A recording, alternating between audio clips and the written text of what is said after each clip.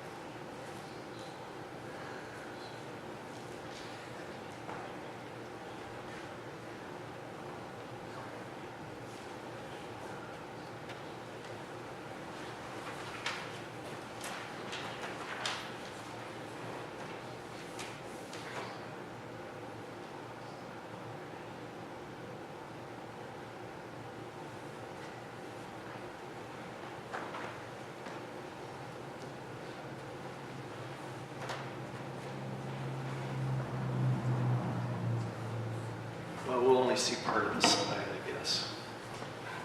I think it must be something in the projector.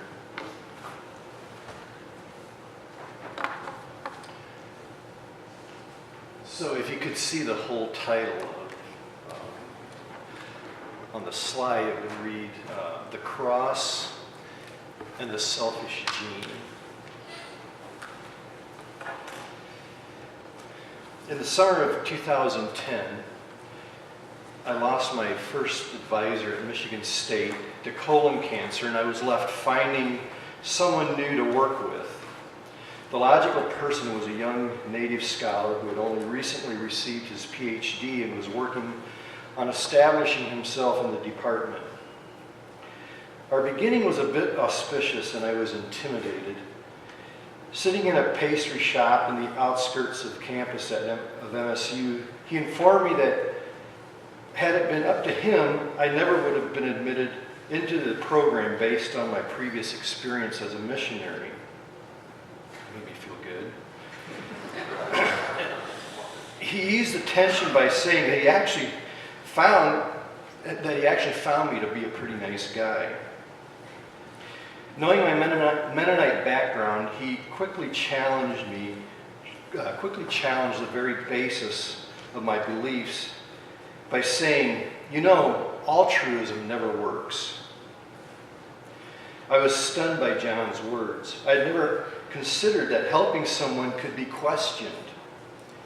How was I going to work with someone for the next 5 years who questioned the very basis of what I believed?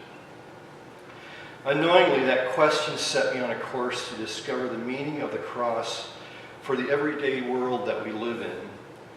How can the cross make sense to someone who sees it as foolishness? What I came to understand is that John's approach to the question of altruism came from an evolutionary perspective supported by the theory of the selfish gene, a theory made popular by Richard Dawkins in the 1970s. If I was going to engage in meaningful conversations with John on the topic, I would need to understand the cross from some other perspective than from a theological perspective. This morning I would like to share some of my thoughts which have come out of my journey regarding what altruism and the selfish gene mean in the shadow of the cross for the everyday lives of us as human beings on earth. For those of us who may be uncomfortable with the idea of setting up the cross next to evolutionary theory, I do so because this theory is pervasive throughout the world we live in. We all benefit from it every day, whether we believe in it or not, from the drugs and medical procedures that extend our lives to the nutritious foods that we eat every day. This does not necessarily prove or disprove the validity of the theory, but it is a tool that we have to help us explain how the human body works and why we do the things that we do.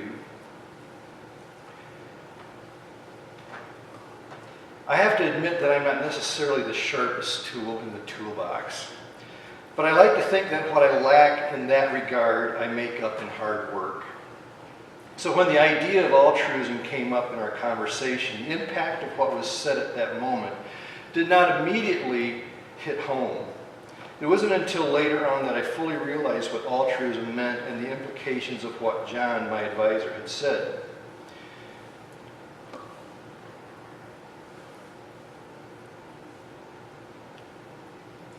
In its simplest form,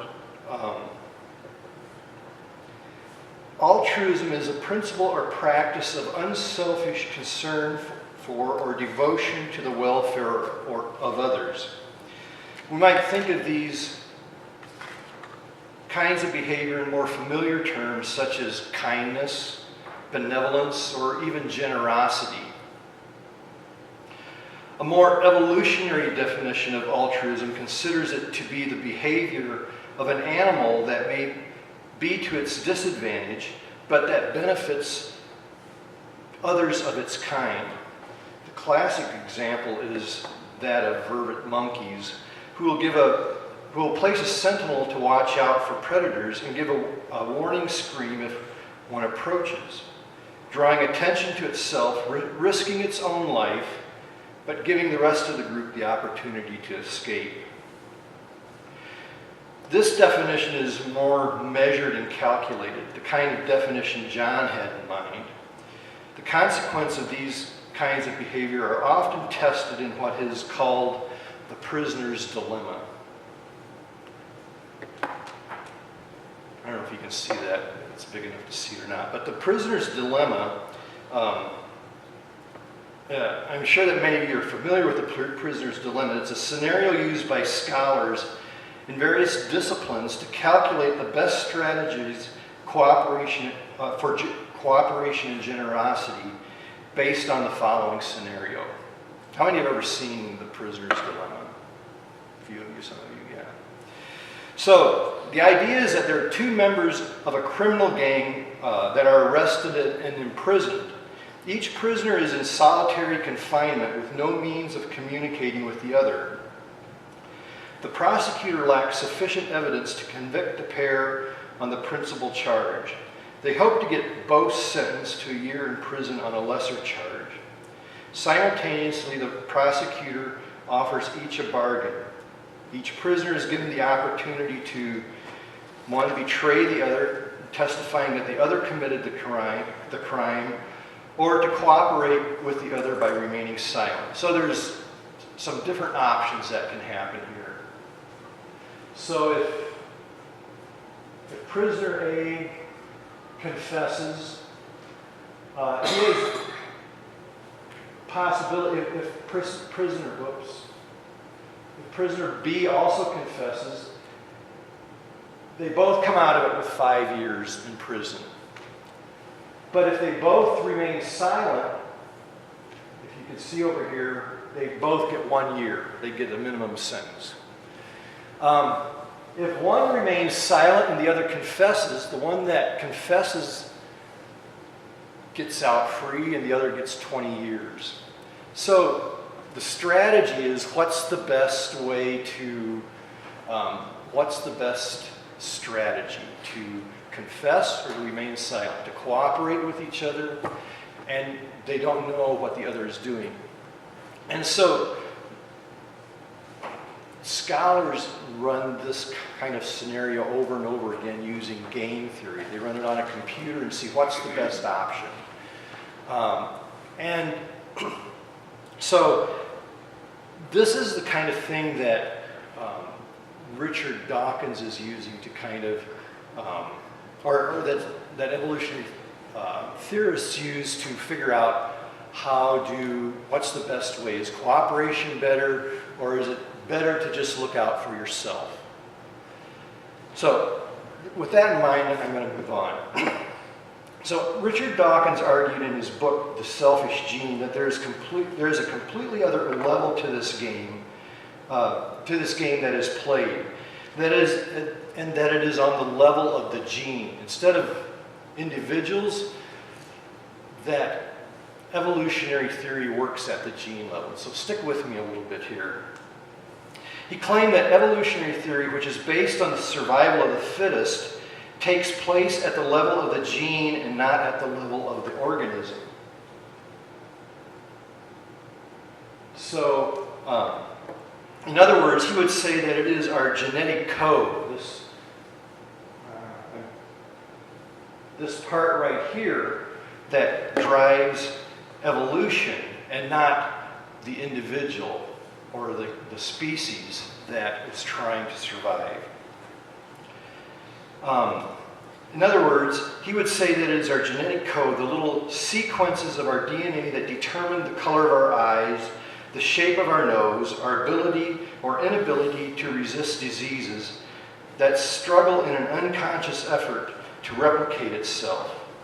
The replications and the mutations only show up in the organism. The organism or the body have nothing to say about its own ability to survive. So Dawkins concluded there is no benefit to the individual to act on behalf of another member of one's group. The only thing that matters is the gene trying to replicate itself. Dawkins' theory was largely upheld in evolutionary theory until the past several years. Beginning in 2010, mathematicians and computational scientists have challenged Dawkins' theory using game theory and variations of the prisoner's dilemma. Then in 2013, two scholars from Michigan State published a paper called "Winning is Not Everything," where they explained their findings when they replayed the prisoner's dilemma thousands of times over using computer models, and came to the conclusion that evolution actually punishes selfish or mean behavior. Much of their research is based on the assumption that the driving force of evolution is the survival of the species and not the individual or the gene. If the species dies out, so does the individual and the gene. So the selfish or mean individual may appear to reap short-range benefits. If they continue to win, they will soon be all alone, and the species and the individual will die out. I know that seems like a very cold and calculated way to think about the world that we live in, but as I pointed out, I am simply outlining my journey in trying to understand altruism, or generosity as I prefer to call it, from a very human perspective. This new language or theory of thinking about human existence led me back to the cross and words found in this morning's text from Matthew 9, in which Jesus says, "Whoever does not take up his cross and follow me is not worthy of me." Last week, Nina laid out different ways the cross has been interpreted theologically through the years. But what did the cross mean to Jesus' disciples? Surely the cross must have had a more earthly and human side to it.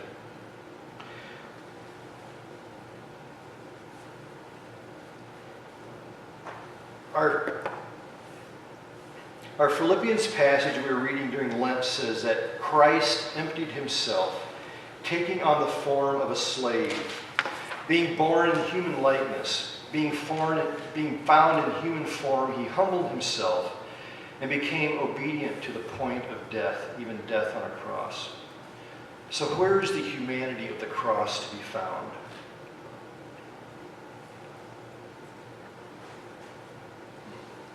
Really small. The cross must first of all be understood, I believe, in its political and social context. In first century Palestine, the Roman Empire encompassed the Mediterranean region. It maintained control of its far-reaching borders of the empire. To maintain its control of its far-reaching borders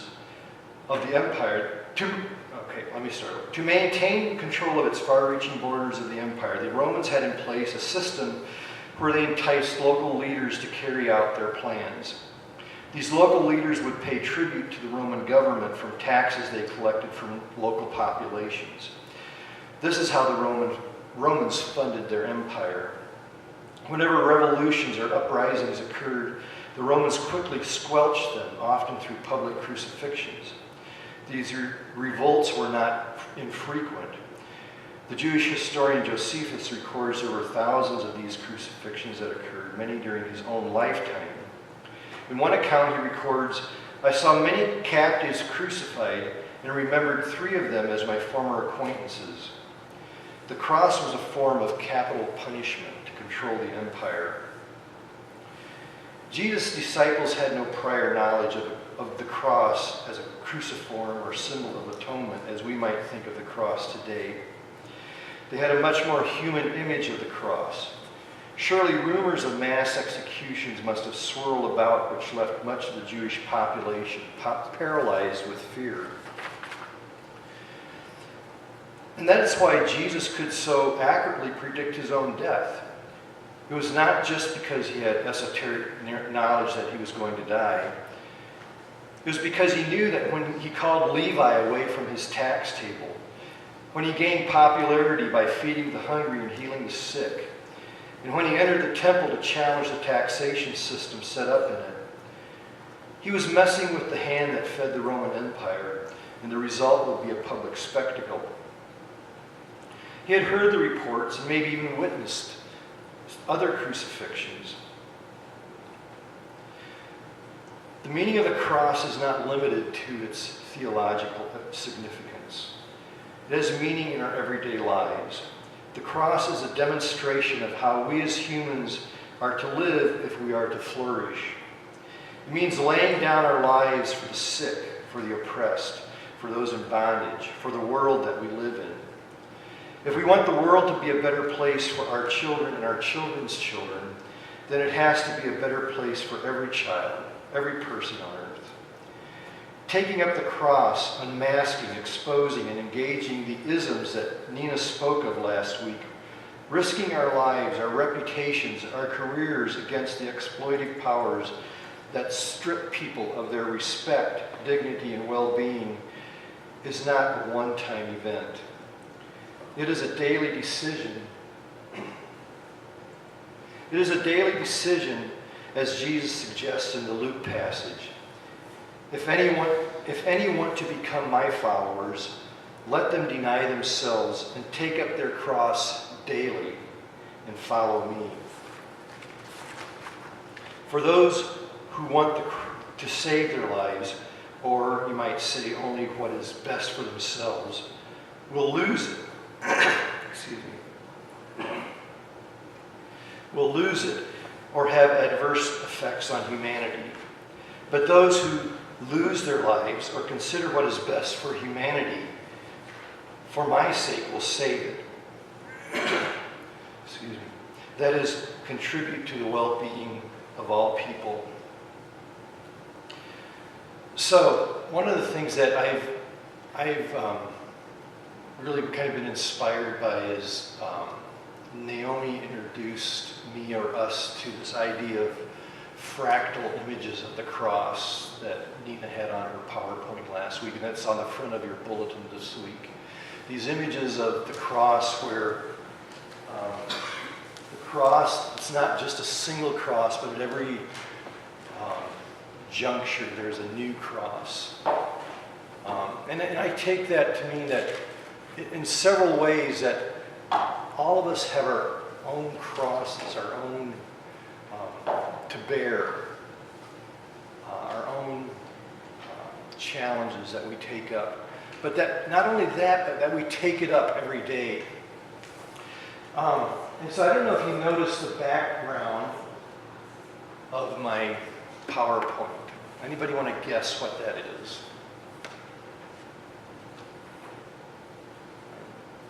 I mean, what does it remind you of, like a snowflake?